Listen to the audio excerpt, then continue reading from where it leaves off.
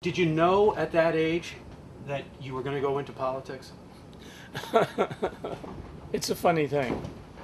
When I went back, my first 7 years were in Johnson City, Tennessee. And I think if you want to go sort of around, Okay. that also goes down to the beach. I'd go straight on up here. Right here, yeah. Sure. It goes through. Yep. First 7 years in Johnson City, Tennessee, and we would go to visit my grandmother up in New York, and grandfather before he died. And very often we spent the night in Washington, and my parents, they loved the monuments, the Lincoln Memorial, Jefferson Memorial, Lee's home at Arlington, Mount Vernon, seeing the Supreme Court and Congress, and Washington Monument, and very early, you might say I fell in love with the founding fathers. And pretty soon I added Lincoln to them, and they were on my wall, their pictures, and the Declaration on my wall, and very, very early that just fascinated me, so that when I don't remember declaring I wanted to be president of the United States, but when we moved to New York when I was 7, and then would visit Johnson City, when I was 8 or 9 years old, and I was embarrassed when people would say, "Little Harris Jr., do you still want to be president of the United States?" So I got interested in politics early. I think I at some point I started modestly denying that wasn't my aim. But when you go into the U.S. Senate, you discover that it's a room full of people that, when they were young, wanted to be president of the United States, and ever so often somebody is. So I'm going to go into your high school years now a little bit too. What were they like? Scarsdale, New York. It's a suburb of New York. Then very Republican and waspy, conservative, more or less, and by now it's a Democrat. Can I just see who this is? Absolutely. Who's calling? Hey, Tom. Looking forward to dinner if you're still having it.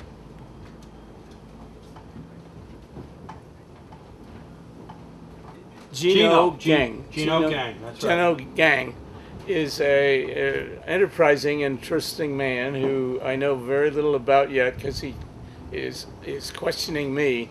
He owns started, and I guess you started it. Yeah, I did. Channel 17 here, a cable channel, and he has a similar one in Maine. Yes, I do. Yes. And he has a truck, and one of his favorite ways of doing a show is to get someone in the truck, well equipped, which has a camera looking, right at you, and ask questions while we're going over some of the roughest roller coasters of the dirt roads around the moor here. He likes to ride around the island asking people questions, and so we're in the middle of an hour's ride. Thank you. That's cool. So being around Republicans as a kid, what kind of influence did that have on you as a staunch? Were you a staunch Democrat still in high school? Oh yeah. But more than a Democrat, I was an interventionist. Coming back in '38, Munich and appeasement, isolationist, the America First movement got started. Lindbergh joined it. The polls showed that nearly 50% of the people supported America First.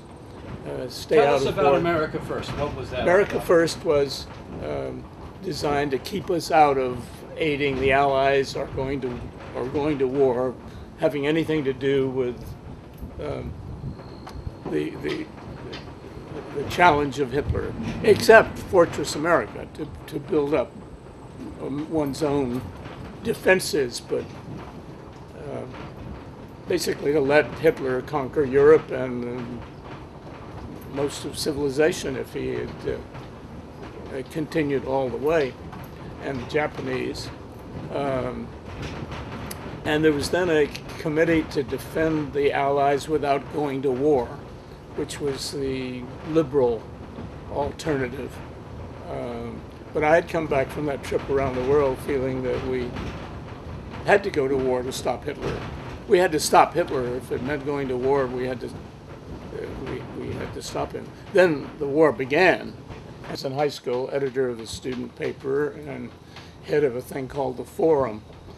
We were fiercely debating whether we should be going all out to aid England, or whether we should go to war, or whether we should be isolationist. And the war was still going on at this point. The war started. Hitler conquered Poland, had this Nazi-Soviet pact, which divided the spoils. I was an ardent interventionist. I wrote in the newspaper, I thought that aid the Allies without going to war was cowardly and not sufficient. I was very critical of Roosevelt not doing enough to, there was a year where England stood against, on one hand, and Russia on the other hand, stood against the whole might of, by then, Nazi-conquered Europe.